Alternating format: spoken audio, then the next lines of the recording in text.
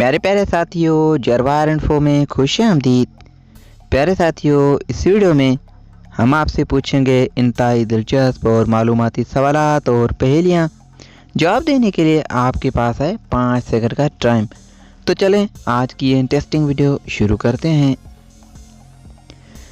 बताएं, इंसानी जिस्म का कौन सा उज़्वा सबसे ज़्यादा चमकता है?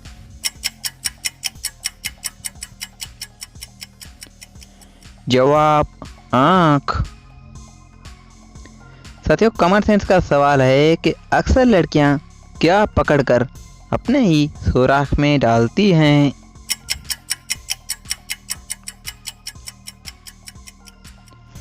जवाब कान की बाली यानी इयररिंग्स।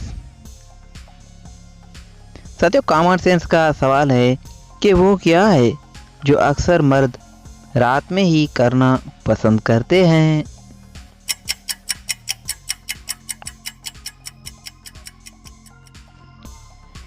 जवाब नींद करना।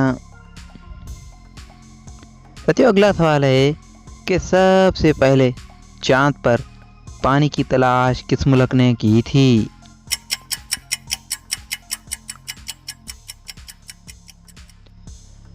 जवाब भारत ने। साथियों, इंटरेस्टिंग सवाल है कि पाकिस्तान और भारत के बीच कितना फासला है?